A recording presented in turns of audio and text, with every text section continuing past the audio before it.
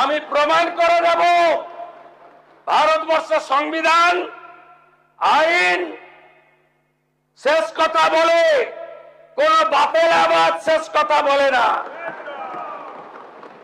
আপনাকে সংযত হওয়ার, সতর্ক হওয়ার, এই ধরনের কথা প্রত্যাহার করার এবং ভবিষ্যতে এই ধরনের কথা বলার আগে 25 বার ভাবার হুঁশিয়ারি দিয়ে আমি সবাইকে আশ্বস্ত করছি। আপনারা ভাবছেন কেস হয়েছে, অ্যাকশন কবে হবে?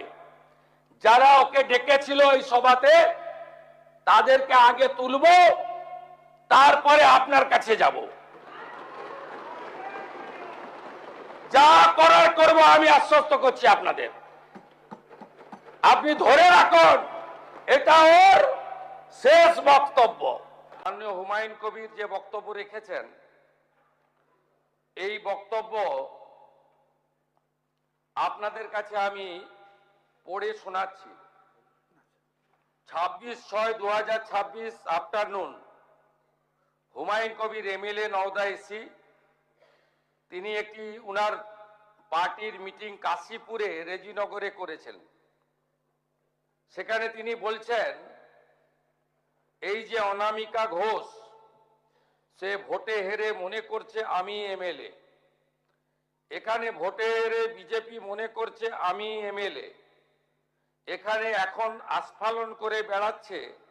তা আমি শুভেন্দু অধিকারীকে সেদিন বলেছি যে আপনি ভোটে জিতেছেন, আপনার দল জিতেছে, খুব ভালো কথা, কিন্তু মুর্শিদাবাদে আস্ফালনটা একটু কম করবেন।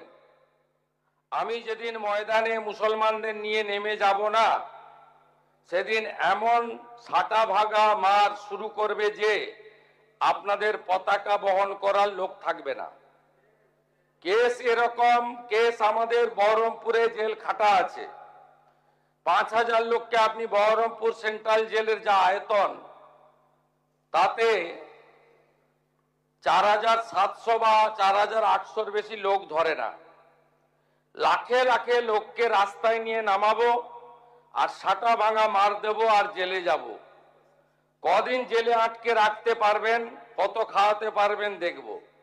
লিমিট যেদিন ক্রস হয়ে যায় না, মাথাটা যেদিন গরম হয়ে যায়, সেদিন আমি এসপি বুঝবো না, চিফ মিনিস্টারে বুঝবো না, আর কে কোথায় থাকলো আর কে কোথায় থাকলো না ওসব বুঝবো না।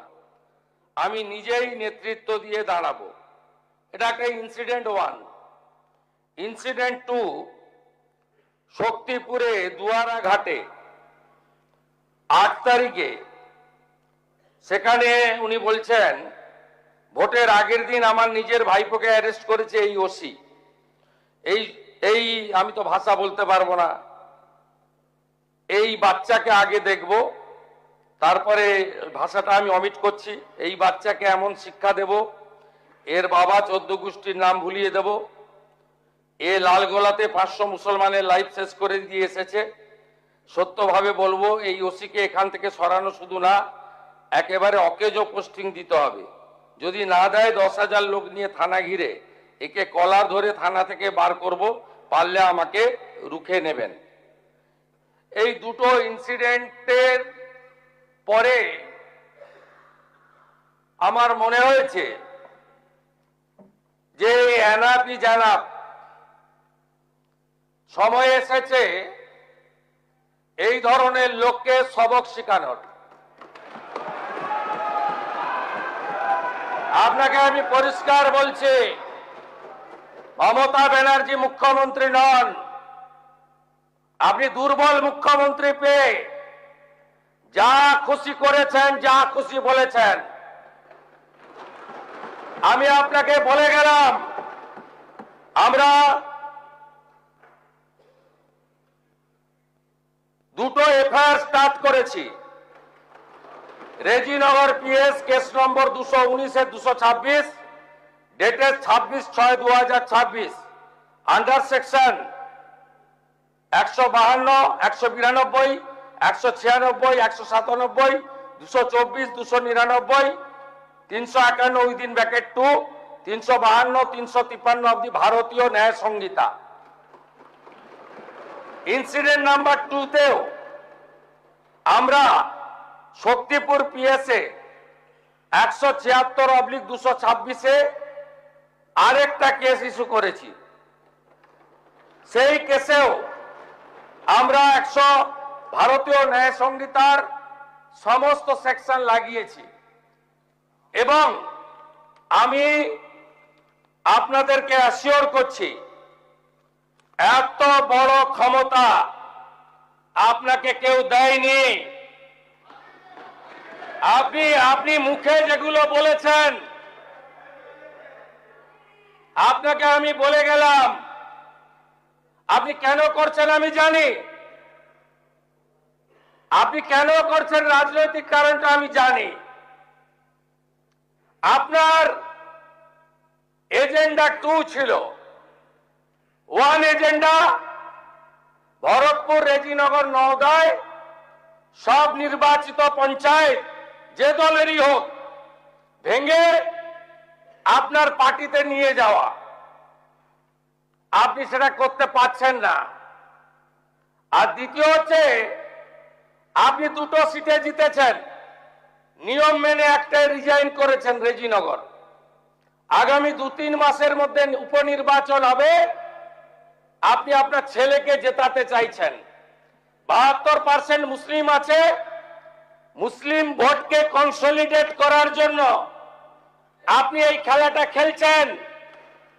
আপনি কান খুলে শুনে রাখুন, আপনাকে এইভাবে ধমক হুমকি বেপরোয়া লাগাম ছাড়া কথা বলতে দেব না, দেব না, দেব না। আপনাকে আমি শুধু 3টে উদাহরণ দিলাম। সন্দেশখালীতে একজন ছিল,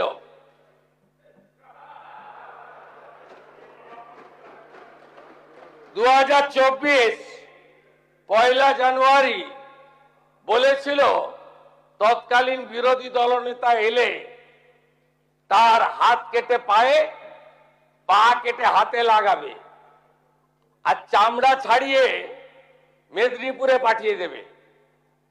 ওর অবস্থা কি হয়েছে সবাই দেখেছে। একই টোন ছিল। আরেকটা জীবনতলার গুন্ডা ক্যানিং ভাঙড়, ওর অবস্থাও কি হয়েছে দেখতে পাচ্ছে সবাই। আরেকটা পুষ্পা ঝুঁকে গায়ে নেই, এমন ঝুঁকেছে খালি পায়ে,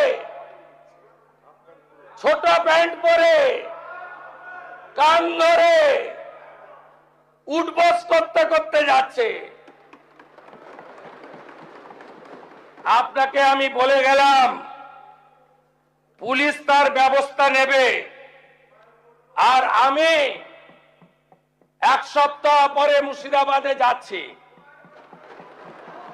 আমি প্রমাণ করে দেব ভারতবর্ষের সংবিধান, আইন শেষ কথা বলে, কোন বাপের আবাদ শেষ কথা বলে না।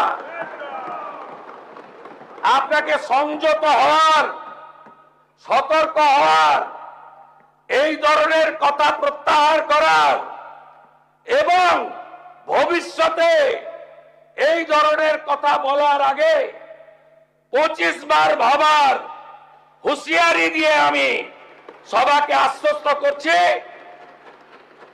আপনারা ভাবছেন কেস হয়েছে, অ্যাকশন কবে হবে? যারা ওকে ডেকেছিল এই সভাতে তাদেরকে আগে তুলব, তারপরে আপনার কাছে যাব। যা করার করব, আমি আশ্বস্ত করছি আপনাদের। আপনি ধরে রাখুন, এটা ওর শেষ বক্তব্য, ধরে রাখতে পারেন। এ সরকার আইনের শাসন প্রতিষ্ঠা করবে, গুন্ডাদের শাসন সমাপ্ত করবে, নিশ্চিন্ত থাকুন। সবাই ভালো থাকবেন, ধন্যবাদ।